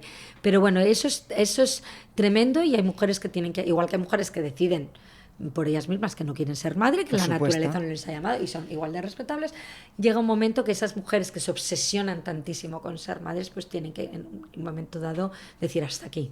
Lo voy a seguir intentando 1 año, 2 años más y yo les digo hasta aquí porque tu cuerpo también sufre con todas las hormonas que te estás metiendo, con todas las... La pareja sufre. La pareja muchísimo, se descuida mucho Claro. la pareja, las relaciones sexuales están solamente focalizadas para procrear, se creen que no pueden ser felices si no tienen hijos y al final pues no, es otro modelo de familia que también está muy bien, pero también la aceptación y eso que muchas veces perder es ganar y hay que hacérselo vivir así y yo algunas veces sí que se lo he tenido que decir a las parejas. Y luego está Sí. las que estando embarazadas pierden el bebé. Que eso para mí todavía es mucho más terrible, porque tú cuando vas a ver a un obstetra, tú estás esperando vida y mi especialidad es dar vida. No soy una oncóloga donde estoy viendo gente, pues como lo que hablamos de mi padre, que está pensando en la muerte, ¿no? Si es que aquí lo que pretendemos es acompañar a esa pareja durante 9 meses para que al final tengan a su bebé. Pero si ese bebé se muere dentro del útero, pues es una situación inesperada y inesperada y además muchas veces inexplicable y que va en contra de lo que uno se piensa que es un embarazo, porque un embarazo tú lo que deseas es dar vida. Entonces para nosotros también como obstetras dedicados a las embarazadas es la peor noticia que tenemos que podemos dar cuando Claro. anunciamos a una mamá que su bebé no tiene latido. Claro, tú estás en el paritorio, bueno, en el paritorio no, en esa mesa con el ecógrafo y seguramente a veces acompañado hasta de familiares que vienen a ver ese o esos bebés, ¿no? Y tú lo ves antes de que comunicárselo a ellos, porque Sí. tú la imagen la ves, no escuchas el latido, pero presientes que el latido está ahí. ¿Tú cómo Eso gestionas ese momento? Pues es muy complicado, pero la experiencia me enseña mucho y también ahora cada vez hacemos más cursos de acompañamiento en el duelo perinatal y cada vez Sí. se habla más de eso. Porque para nosotros ten en cuenta que cuando hacemos una ecografía vemos instantáneamente si el corazón late o no. Claro. Porque ya estamos con el ojo muy entrenado. Para la paciente no es tan fácil porque ella se está fijando en su bebé. Los pacientes están viendo un bebé moverse. Porque en el líquido, aunque esté muerto, el bebé sigue moviéndose. Pero para nosotros es lo primero que vemos. Entonces, coges aire, miras a la pareja y les tienes que mirar. Yo les cojo las manos y le digo, el bebé no tiene latido. Y muchas veces no entienden lo que les estás diciendo. Claro. Entonces se lo tienes que volver a repetir porque en ese momento se quedan en shock. No late el corazón. No lo entienden. El embarazo no sigue adelante. No lo entienden. Es que es así, es la realidad. Y a veces le digo, el bebé está muerto, ha fallecido. Y así sí lo entienden. Pero es verdad que ya sabes que muchas veces queremos evitar las palabras más sí, bruscas. decir expresamente muerte, la palabra muerte. Efectivamente, pero a veces que hay que decirlo y a veces lo decimos. El bebé ha fallecido, lo siento muchísimo. Siempre tiene que ir acompañado de un lo siento. No puedes decir ha fallecido y ya está. Ahora, no. Entonces, ahí empieza todo el proceso del duelo perinatal. Eso, todo un proceso, y la consulta se te paraliza en ese momento. A ella se le paraliza también la vida y el corazón de otra manera, no Sí. físicamente como su hijo. Y entonces, pues bueno, eres testigo de eso, del dolor de unos padres por la pérdida de su hijo, aunque no lo conozcan. Claro. Porque ya es un proyecto que se ha truncado, un bebé que se notaba y que ya no se nota, un niño o una niña con un nombre, un hijo. ¿Qué pasa con las hijo parejas? Que ha fallecido, aunque no se lo hayan llegado a tener en brazos, pero es su hijo al que han venido a ver durante muchas semanas a la ecografía. María, ¿y tenéis en cuenta en ese momento a las parejas de esas mujeres? Sí. Las parejas a mí se me han caído al suelo redondos. Claro. Se han desmayado, se han tirado al suelo llorando. Yo les abrazo muchísimo también a las parejas, porque lo pasan muy mal, muy mal. Ella es la que tiene que pasar luego por todo el proceso físico de dar a luz un bebé muerto, pero los maridos y las parejas, o las parejas si son mujeres, están igual de destrozados, ¿eh? O sea, es terrible, y yo les abrazo, lloro con ellos, y yo les digo mucho, le digo, vuestro dolor es mi dolor. O sea, es que y es lo verdad. Es, porque te veo. Y lo es, porque me emociona, claro, porque yo le digo, mismo. es que os creéis que uno sufre para mí, o sea, ojalá en la vida os tuviese que decir esta noticia. Sí. Pero es tremendo cuando tienes que dar una noticia así, porque sufres muchísimo. Además piensas, ¿qué momento están sintiendo? Porque yo soy madre también, y yo se lo digo. Yo como madre, más que ginecóloga, es que me pongo en vuestra piel. Déjame que lo diga, María, porque hay personas que a lo mejor no nos van a ver. Claro. Que estoy aquí con las lágrimas en los ojos. Exactamente. Claro, porque revivo. Mira, hoy, por ejemplo, una mamá se le había muerto un bebé, era gemelo, se le había muerto un gemelo hace unas semanas, y hoy le hemos dado la noticia que se le ha muerto el otro. ¡Wow! ¡Qué horror! Horrible. Entonces son situaciones, pues, tremendas, pero la comunicación es muy importante. Cómo hay que decirlo, cómo hay que transmitirlo, cómo hay que mirarle a los ojos, cómo hay que abrazarles, cómo hay que cogerle de las manos. Cualquier noticia habría que darla así, pero más una de estas. Y hay que dejar un momento, porque rápidamente ellos te preguntan, ¿y ahora qué? ¿Y ahora qué? ¿Y ahora qué? Entonces, ¿cómo va esto? Bueno, vamos primero a pausarnos un poco, y ahora tranquilamente ya os contaré qué es lo que vamos a ir haciendo poco a poco. Tú no les puedes de repente soltar cuál es el protocolo que vamos a hacer, si quieren mandar el bebé para hacer una autopsia, si no, no, ahora están totalmente bloqueados con la información, pero sí, para nosotros es durísimo, y hay veces que a mí me toca la misma mañana dar 2 de estas noticias, o 3, y es que salgo destrozada, y cada vez que das una noticia así, te gustaría irte a tu casa. Claro. No continuar con la consulta. Claro. Y lo peor de todo es que entra la siguiente pareja sonriendo. Claro.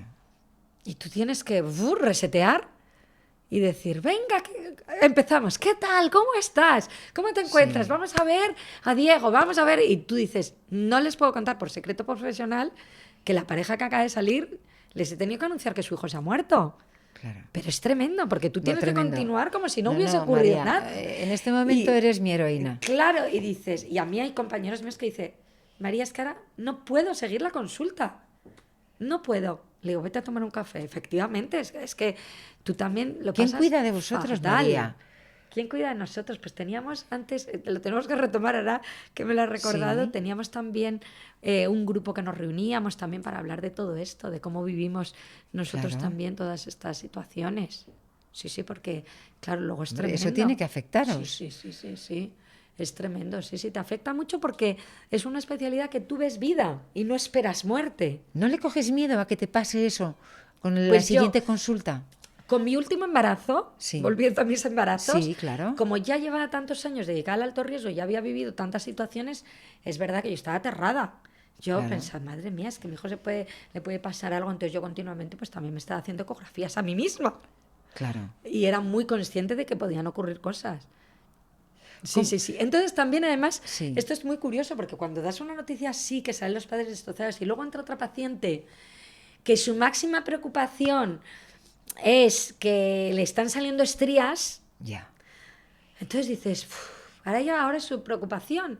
Y que la cremita que le has recomendado no sé, le siguen saliendo. Entonces, claro, con mucha delicadeza, pues le tienes que explicar que eso, bueno, pues es algo que puede ocurrir, pero que no es importante, porque tampoco Que quieres no ser es brusca. vital. Y a veces son situaciones que dices, ¿cómo te diría yo Sí, que la que acaba de salir tiene el bebé muerto y que tú me estás preguntando por la crema para las estrías? claro. Y que ahora mismo va a pasar por un duelo perinatal. ¿Cómo de importantes es tener en cuenta ese duelo, Muy María? importante. Por sobre todo ellas recuerdan cómo se sintieron. Dentro de la desgracia que es perder un bebé, cómo se lo comunicaron, cómo se sintieron arropadas, cómo respetaron sus espacios, cómo, eh, cómo nos dirigíamos al bebé con su nombre, Claro, aunque estuviese muerto. claro. Claro, yo les digo, pues Marcos ha tenido una vida breve, pero una vida querida, amada, dentro de Claro. su útero por sus papás, y ahora vamos a ayudarle a nacer y tú le vas. Y entonces, todo esto ya te digo que es progresivamente, porque luego se les ingresa, también se pueden ir a casa y que se lo piensen ingresar otro día. Y a lo largo de todo el proceso, sabes que ponemos unas mariposas en la puerta de la mamá que tiene un bebé muerto para que todo el mundo en el hospital lo sepa y No lo entren sabía. con mucha más delicadeza. Y siempre hay que intentar entrar con delicadeza, pero no es lo Sí. mismo en un hospital, una maternidad, Claro. donde vas a dar a luz un bebé vivo, saber que en esa habitación hay una mamá que se le ha muerto el bebé y que Claro. hay que hacerle unas preguntas y unos comentarios apropiados. Sí. Porque también, claro, se ha vivido la situación que luego te cuentan muchas. Es que yo estaba ahí con mi bebé muerto y la que pasó pues no tenía ni idea y me preguntó pues ciertas cosas sin saber el duelo que yo estaba viviendo. Entonces ahora ya se pone una mariposa en la puerta de todas esas habitaciones y se les entrega una caja de recuerdos también de su bebé, con un mechón de pelo, con la huella del pie, con la huellita de la mano. Todo eso se lo lleva en la caja de recuerdos del bebé, ya está institucionalizado en todos los hospitales. Nosotros, te iba a decir fui pionera, pero yo fui una de las encargadas de redactar el protocolo de duelo perinatal en España. Y eso ya se exige en todos los hospitales porque algo que nos parecía muy importante es que esas mamás se llevasen esa cajita de recuerdos de sus bebés. Y luego también se les empuja mucho a que les cojan, Eso te iba a preguntar. les vean. Se les da la oportunidad de abrazarlos. Bueno, es que además se les incita a que lo hagan, porque la gran mayoría al principio no quieren ni verlo. Se imaginan un monstruo de niño y no, y es un bebé. Es un bebé, pues de las semanas que sea, fallecido, Sí. tranquilito. Claro. Y entonces, pues cogerle en brazos y despedirse de ellos está demostrado que ayuda mucho a superar el duelo y a dejarle marchar y a dejar ir. Pero por lo menos la has cogido en brazos, te has despedido, le tienes fotos, les das besos. Y eso es súper, súper importante para los papás. Lo que pasa es que eso no se lo decimos inmediatamente. Eso ya se lo vamos diciendo progresivamente cuando están ya en la sala de dilatación y cuando ya se va acercando el proceso. También hay unos psicólogos especiales en nuestro hospital que les acompañan mucho en ese proceso. Hay algunos que quieren bautizarle y también hay curas que van a bautizarle, pero bueno, intentar humanizar todo ese proceso. Y tal y como lo viven, pues así es tal y como lo recuerdan. Y luego es muy importante no solamente el apoyo psicológico, sino también las terapias grupales que tenemos. Son muy duras, porque el otro día vino una mamá que me lo contaba, qué duro es todo, pero oyen también otros testimonios de otros papás y eso les hace pues también ser más solidarios y al mismo tiempo empatizar también con otras situaciones parecidas. Entonces hay ciertas frases que para nosotros están prohibidas decir cuando se te muere un bebé. Ya tendrás otro, ¿no? Bueno, hija, pero si ya tienes otros dos niños en casa. Claro. No, pero es que aunque tengas dos niños, 3, 5.000, tu hijo es tu hijo, que se te acaba de morir. Por supuesto. Entonces, eso, por ejemplo, nosotros acá, eso además lo recalcamos muchísimo, que no hay nunca que decirlo, ni decir ya te volverás a embarazar. Claro. No pienses en lo que va a ocurrir más adelante. Tú ahora tienes que vivir tu presente. Lo siento muchísimo, no hay palabras de consuelo. Entonces, todo eso pues cada vez le damos más importancia, y a los residentes también les enseñamos mucho cómo hay que comunicar esas noticias, cómo hay que vivir el duelo, y por desgracia nosotros en el hospital lo vivimos todas las semanas.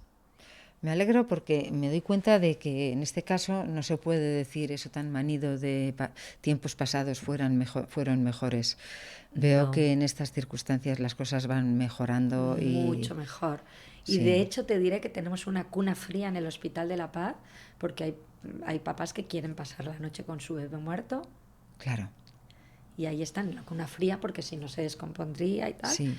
Y hasta eso, porque en Australia fueron pioneros en esto, y la verdad que nos parecía todo, pues todo lo que sea ayudar en ese momento, porque es muy, muy importante.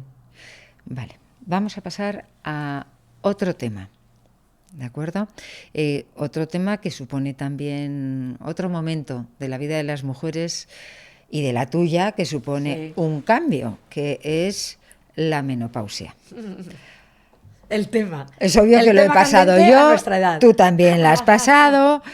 ¿Cómo lo pasaste tú, María? O sea, la menopausia hay que llegar a ella. Y pobre de ti si no llegas. Porque obviamente. Que te has quedado en el camino. Entonces la menopausia es un periodo de la vida.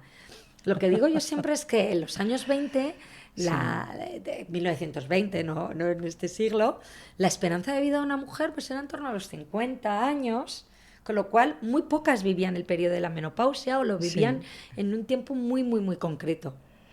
Actualmente, que la esperanza de vida en España de una mujer son los 85 años, pues es que nos pasamos más de un tercio de nuestra vida en el periodo de la menopausia. Sí. La menopausia es un concepto que es realmente cuando ha pasado un año desde la última regla. Ese es un día concreto. Es cuando ha pasado un año. Lo que pasa que luego se extiende a todo lo que es el proceso de vivir sin regla. ¿Sí? ¿Cómo lo viví yo? Pues a mí justo me llegó con mis 50 años. Hay mujeres que progresivamente se van quedando sin regla, que van teniendo ya síntomas de menopausia, que es lo que llamamos el periodo de transición a la menopausia. Pues ya tienen sofocos, sudores, disminución de la libido, cambios de humor. En los 40 y ya también los tratamos con hormonas, y hay mujeres que todo eso les acontece cuando les llega la menopausia.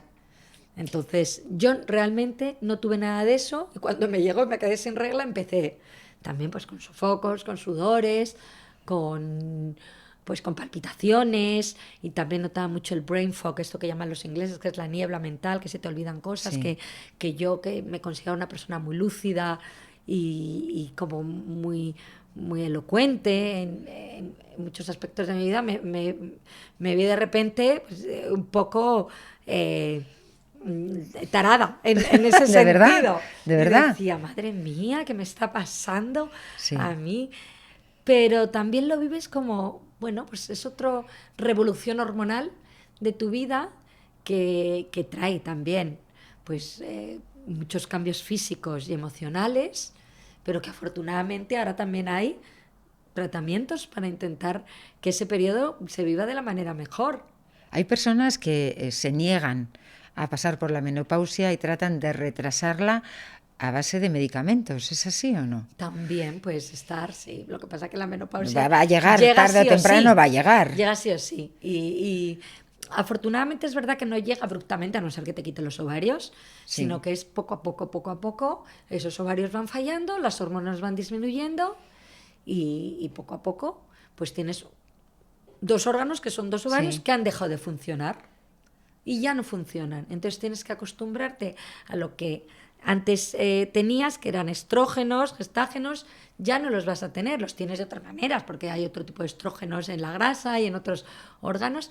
Pero, claro, tienes que acostumbrarte a vivir de otra manera, pero también a pedir ayuda y a contarlo. Y a todo esto, claro, es que... Y a cuidarte. Sí, y se han hecho mucha broma con la menopausia. Ya estás menopáusica, con el abanico para arriba. Pues sí, si tienes que sacar el abanico, lo sacas porque tu temperatura corporal ha cambiado. Y entonces tienes más calor. Y cambia constantemente. Claro, arriba, porque tus cambios de humor también, y tienes más tendencia a la labilidad emocional, a llorar, a reír, porque también los estrógenos y los gestágenos regulan los cambios de humor, porque tienes más sudores, obviamente por este cambio de temperatura, tienes más sofocos, y entonces todo eso altera mucho la vida, pero pide ayuda. Claro. Pide ayuda porque los estrógenos y la terapia hormonal sustitutiva, hubo unos años, hace ya mucho, en el año 2000, que salieron muchos estudios que decían que sí provocaban cáncer y tal, pero esto era en un estudio que se llama Hawaii, en Estados Unidos, en mujeres mayores de 60 años, o sea, no las de 50 o 40 y tantos, y además con unos estrógenos que aquí no se utilizan, pero ahora ya se ha demostrado que la terapia hormonal sustitutiva es muy eficaz y a cada una le tenemos que dar la terapia que le corresponde. No, mira, yo ahí cometí un error. A mí me llegó la menopausia cuando estaba cuidando de mi marido y decidí que bastante tenía yo con cuidar de él como para pensar en mi menopausia y la obvié. Y no, de verdad, ¿eh? Pero es un error. A la larga es un error. No pierdes la vitamina D, no me hice ese tratamiento de estrógenos que tú dices. Te quiero decir que cuando llega, mi consejo es que hay que cuidarse y hay que tenerla en cuenta y no ignorarla ni tratar de posponerla. O sea, hablarlo. Claro. Sí, y claro. hablarlo y no negarlo, porque muchas veces, no, yo no necesito de esto, yo estoy bien. Y tú quieres estar bien porque parece que tomar hormonas es porque ya es un estigma. Como esta menopausia tiene... No, solicita hormonas. Y ahora, de hecho, muchísimas mujeres ya en Inglaterra, en Estados Unidos, que empiezan ya a hormonarse antes de... No para posponerlo, sino porque ya empiezan a notar esos síntomas y ellas quieren estar bien. Quieren sentirse pues igual de vitales, porque tú te das cuenta que no llegas a lo que antes llegabas. ¿Hablamos del sexo? Hablamos de sexo. Claro, ¿qué pasa con el sexo a partir de la menopausia? Ahora que no me escuchan mis hijos, porque delante de los hijos nunca se puede hablar de sexo. Pues que los estrógenos, al haber caído tanto, también son una parte fundamental en la libido. La libido de las mujeres. Entonces, disminuye el apetito sexual, disminuye también pues, la lubricación a nivel de los genitales, de la vagina, y todo eso también incomoda mucho más la penetración, las relaciones sexuales. Entonces, esto al final es la pescadilla que se mueve la cola. No me apetece, pero además si tengo relaciones como me duele, pues ya cada vez las evito más. Sí, ni te cuento que, claro, que muchas veces con la misma pareja después de muchos años se pierde el interés y no se considera tan prioritario tener relaciones sexuales. Pero es una pena renunciar al sexo. Es una pena renunciar al sexo porque forma parte también de las relaciones de la pareja. Claro. Y forma parte también del bienestar, y tener orgasmos es súper saludable porque con los orgasmos no solamente te lubricas, movilizas todos los órganos a nivel pélvico, te llega mucha más sangre a la cabeza, el corazón también bombea muchísimo más. O sea, ahora están recomendando tener 3 orgasmos semanales. O sea que por los beneficios que eso supone. Tener sexo con una misma, tener sexo con tu pareja, son diferentes maneras, pero que hay que reivindicar también que es muy saludable. Es muy saludable los orgasmos y es muy saludable también tener sexo, el contacto piel con tu pareja también es muy importante y genera también... da igual la edad que tengas. Da igual la edad que tenga, porque además... Y da igual, pues hay muchas parejas que realmente les molesta la penetración, o que los hombres, porque aquí también ellos influyen mucho, los hombres ya no tienen erecciones, muchísimos de ellos porque están con tratamientos antihipertensivos que evitan la erección, pero hay otro tipo de sexo, hay sexo oral, hay masturbación, y entonces cada pareja se tiene que adaptar a las circunstancias que le toca vivir, pero yo creo que es algo muy saludable. Y también es muy curioso que muchas mujeres que inician relaciones con otra pareja distinto, o porque se divorcian o porque se quedan viudas en edades más avanzadas, y de repente encuentran una pareja que otra vez les hace vibrar y les hace sentir mariposas en el estómago, y entonces empiezan a lubricar y empiezan a tener otra vez ese apetito sexual que parece que estaba dormido. Empiezan a renacer otra vez. Y también se puede dar tratamiento con testosterona. Hay tratamientos para aumentar la libido. Entonces yo reivindico mucho eso, pero todo sin obsesionarse y cada uno encontrando su equilibrio. Bueno, María, tú lo has encontrado. Ahora mismo estás viviendo otro cambio, que es un amor maduro, sereno. ¿Es así? Sí, es así. es así, y además lo comparto aquí porque conocí a mi amor maduro al mismo tiempo que conocí a Lene. Es verdad. Entonces nos conocimos a la vez.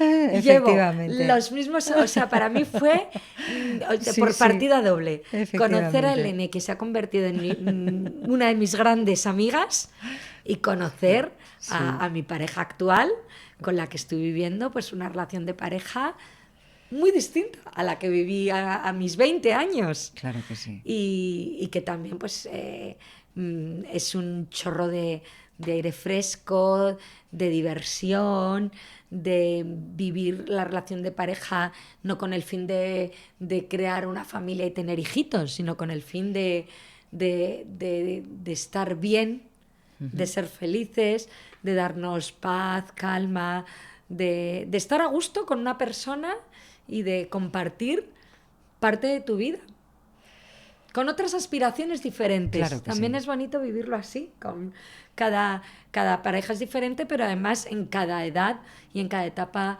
de tu vida también se vive de una manera diferente. Y tú la estás viviendo con esta persona, con tus amigas. Con mis amigas. María es muy buena amiga de sus amigas, además. Eh, y además, bueno, con un mundo completamente lleno de arte, música, Es viajes. que me parece fundamental. Para mí es un complemento vital. Parte de la curiosidad de la que hablamos antes me lleva a querer hacer cosas, a querer seguir aprendiendo.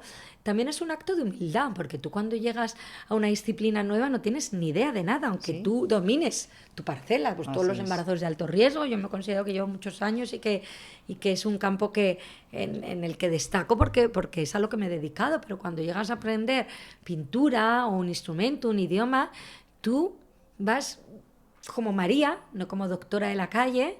Aquí estoy yo, vengo a aprender, aunque no tenga ni idea, pero vengo con ganas de que me enseñes.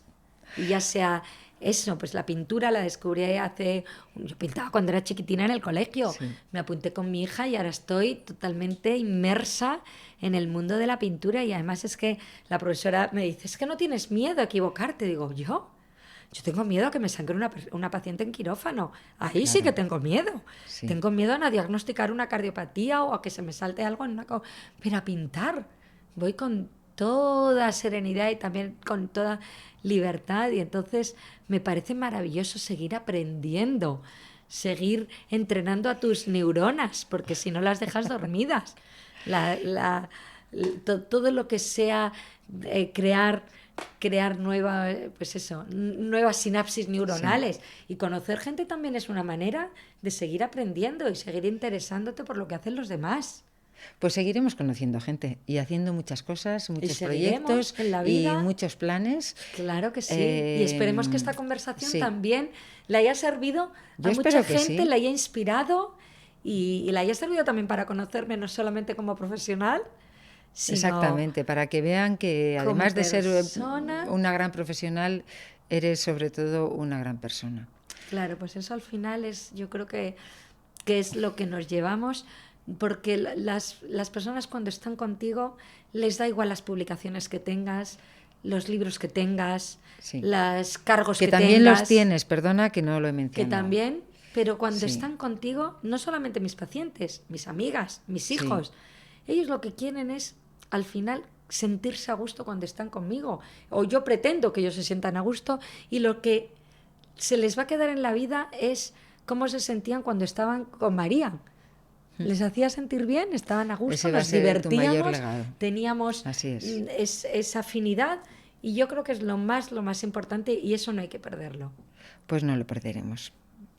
Pues nada, María, que nos vamos a tomar un gin tonic las dos, ¿te Si parece? no, venga, un Venga. gin tonic para celebrar la vida, la menopausia y, Ay, por Dios. y todo lo que nos queda por vivir, porque Lenny y yo tenemos un lema que siempre decimos, Que es lo mejor está, está por por llegar. llegar.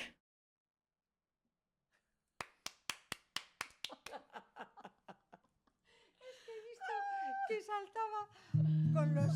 Se va a recoger.